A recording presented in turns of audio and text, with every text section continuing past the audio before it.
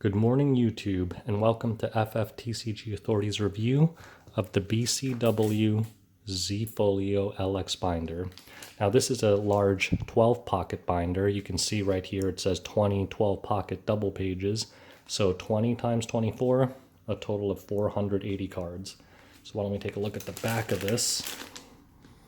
So here you have a picture of the 12-pocket design. It has kind of side loaders, not top loaders, so that if your binder is bouncing up and down in your backpack, the cards don't start falling out. And it kind of has a little brief overview at the bottom right. 20 side loading double pages, 12 pocket pages, premium leatherette cover, we'll see that in a second. Archival quality acid-free pages. Again, the acid-free pages means that it's not using some kind of degrading plastic that might ruin your cards, and a durable zipper. So why don't we open this bad boy up. It just kind of has this little peeling sticker thing on the bottom holding it in place. Just take that off. This is actually really tight. Oop. I think I kind of tore this thing, which is unfortunate because a lot of times I will keep these and kind of put the binder back into them for an extra layer of protection if I put it in long-term storage. But I guess that won't be possible now, so we'll just throw that away. So this is the binder. Has a very nice smooth finish. I wonder if it'll pick up fingerprints easily. Not so bad. I don't know if you could see how smooth this thing is. On the right it says Z Folio LX. And on the back it just has the company name BCW. Many of you might know these guys already because they're the main makers of those cardboard boxes for trading cards. They come in like 100, 200, 400, like every count size imaginable. So if you ever had like bulk commons shipped to you in a box or anything like that, you've probably already used one of BCW's products. So without further ado, let's open this up. So the zipper's up here. Now let's see how many little pages are in here. Oh, none in the front. So anyone who's ever owned one of these knows that they always shove these. There we go. Only like sometimes it's like 5 to 10 of these things. Here it looks like there's only one, so not so bad. We'll have to kind of look at this later because it looks like the zipper's kind of folding over the pages. That's kind of a concern.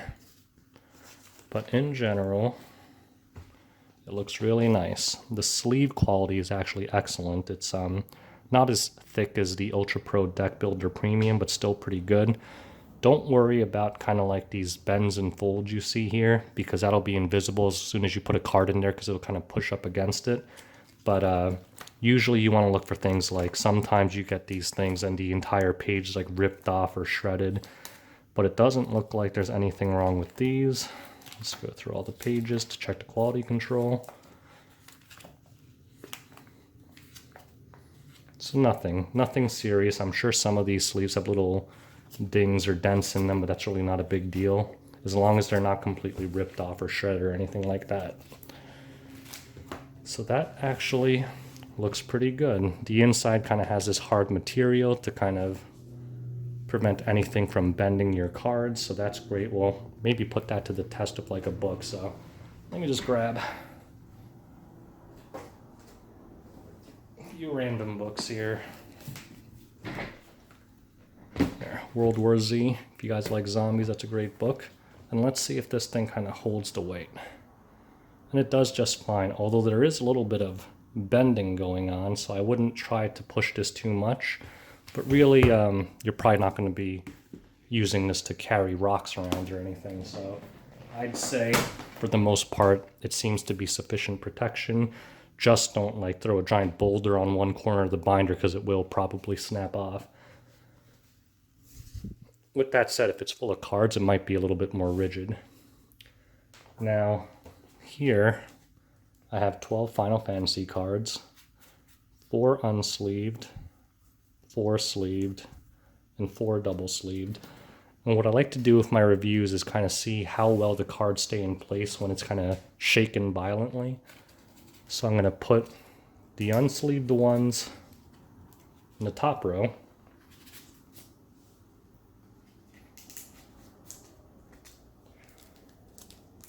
The sleeved ones in the middle row. These are not perfect fits. These are just regular Ultra Pro sleeves.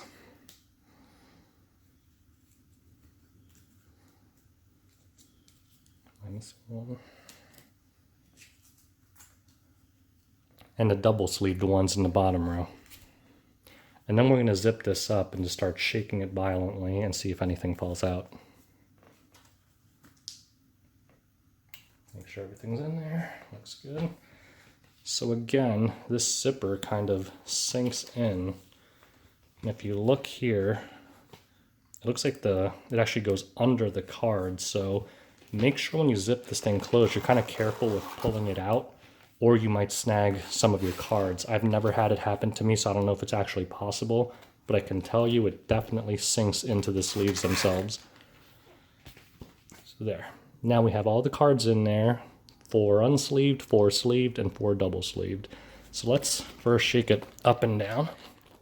This probably won't do anything because they're side loaders, but just for testing purposes, and I'll shake it side by side.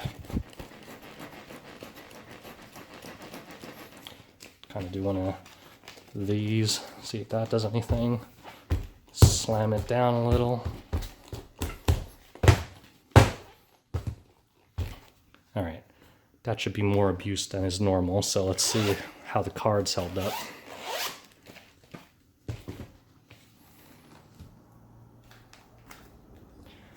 So, not bad at all. So obviously the unsleeved ones did the worst because there's a lot more kind of room for movement for them because they don't have anything surrounding it. So the Echo card actually slid under the other unsleeved card. For all the sleeved cards, they did pretty well. I'd say the single sleeve and the double sleeve did about the same. This one kind of went under this one, but it's sleeved, so there'd be really no corner damage from that. The double sleeved ones, this Black Mage actually kind of slid over as well, but considering how hard I was shaking it, it barely moved at all. So I would say that for sleeved cards, this offers an excellent amount of protection for your cards. Really nothing should happen to it if you're just carrying it to an event in a backpack.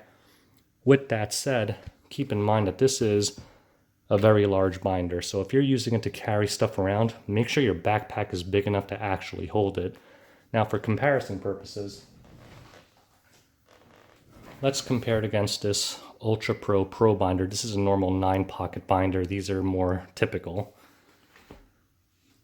You can see that this is substantially larger than this one, and obviously you can't really fold this or anything. So if your current backpack barely fits this, it definitely won't fit this.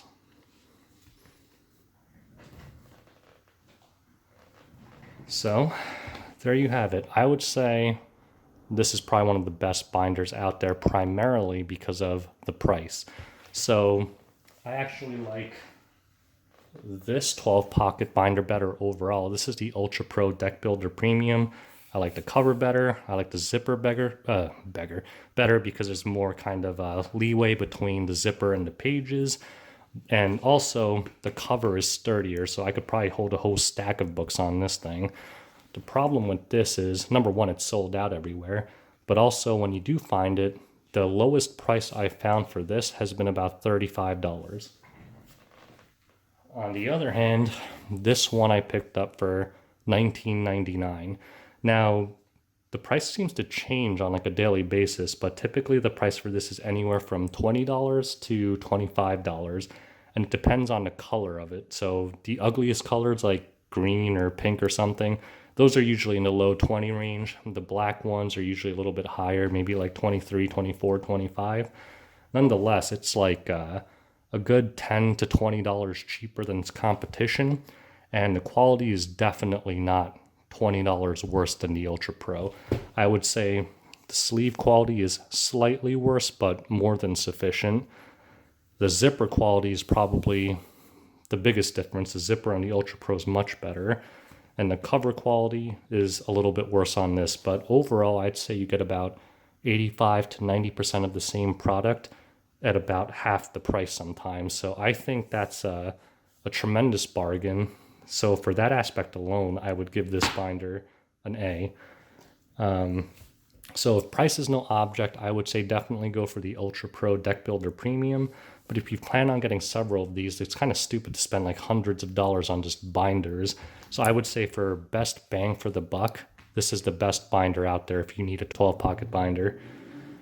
So anyways, I think that's about it. I hope you enjoyed this review of the BCW Z Folio LX, and I hope that was helpful to you.